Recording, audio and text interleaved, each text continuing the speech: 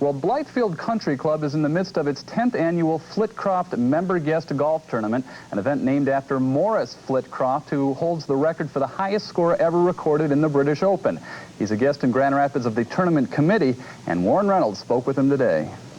And I thought it would be great to achieve the standard necessary to play in the Open, so I set about doing that. 1976, I decided I'd reach that standard, and I entered. Have you tried to enter any tournaments since that first British Open?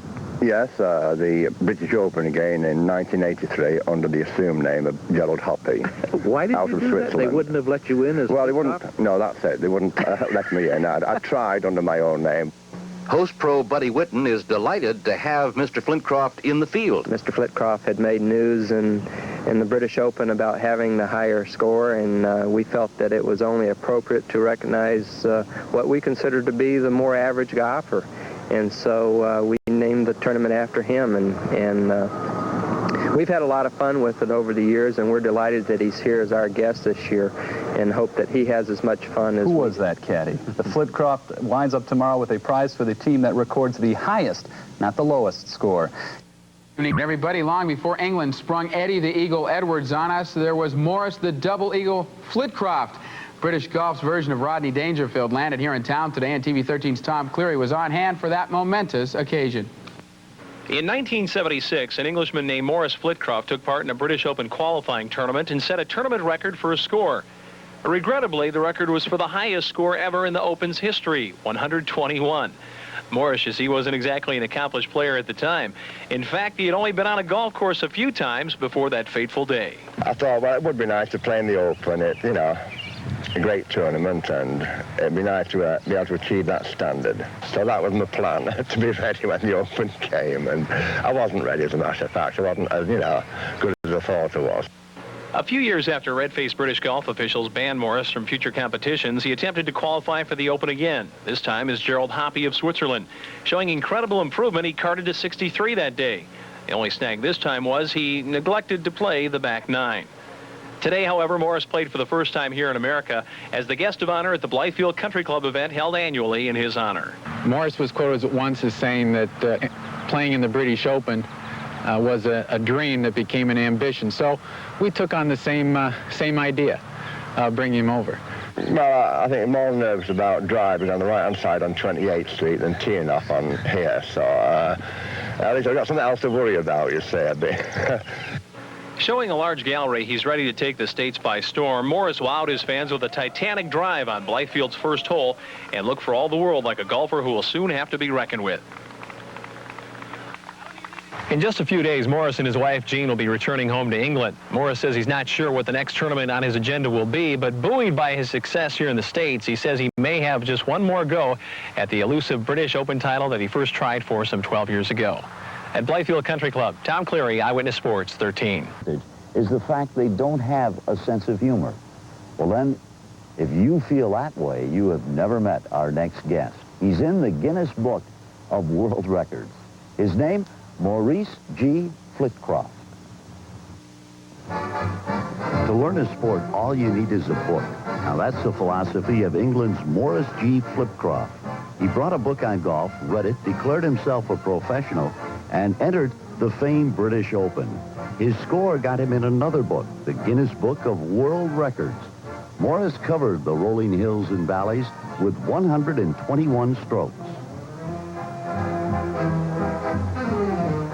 Well, I could be banned for life at Blythefield for retelling this story, Dick, but basically it all started off that I was in the tournament last year as a guest at Blythefield in the Maurice Flitcroft tournament.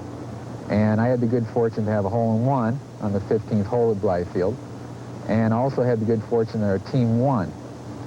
And I was still basking in the glow of my hole-in-one in October with my official hole-in-one certificate on the wall when I realized I don't think I could have had a better day on the golf course. And it came to mind, why don't we try to locate Maurice Flitcroft and bring him to the 1988 tournament? And so that's what we set out to do.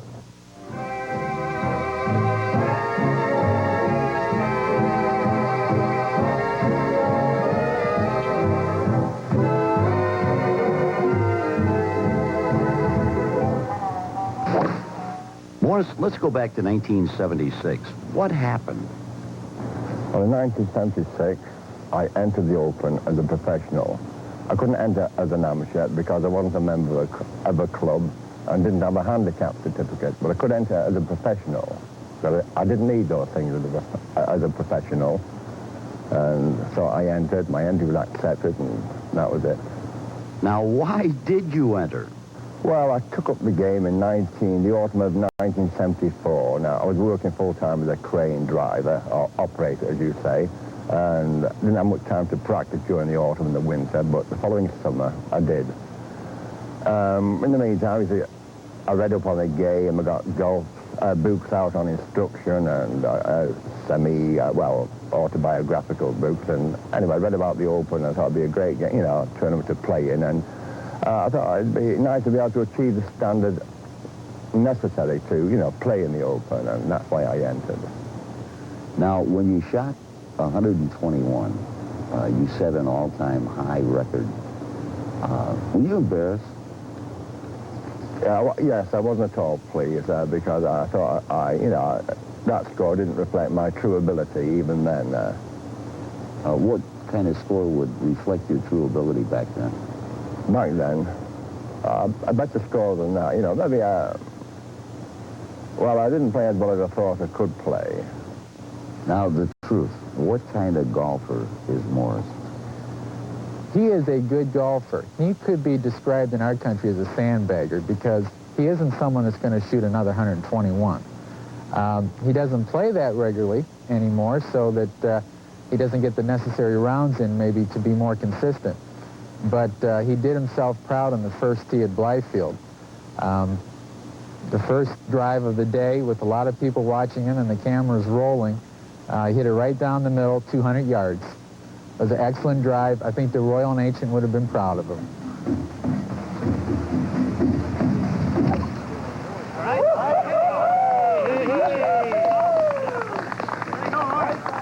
Now, you were banned. Well, I've been banned from 2 local clubs. Now, why did they ban you? For entering the British Open.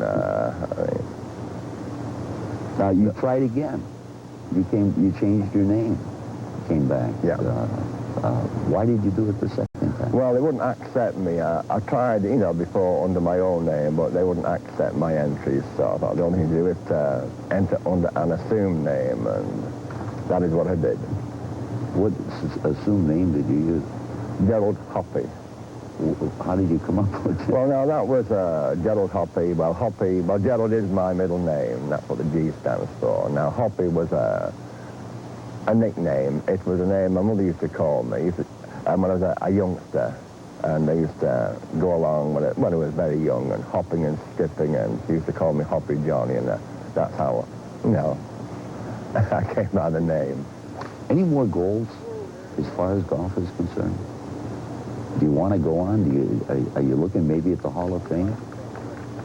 Well, Hall of Fame, and back home, maybe Sportsman of the Year. I'm surprised I've not been invited, or nominated for that, Sports Personality of the Year. I think that, there's something going on there. There's a conspiracy being waged against me. It kind of isn't fair, is it? It isn't. Well, Yeah, it's sport, it's all about sport, isn't it? You know what I mean? Well, for every winner in the tournament, there's 149 losers. A man of your stature and your accomplishments on a golf course, we can't leave you without some tips for duffers like myself. Person's picking up a golf club for the first time, what would be your advice?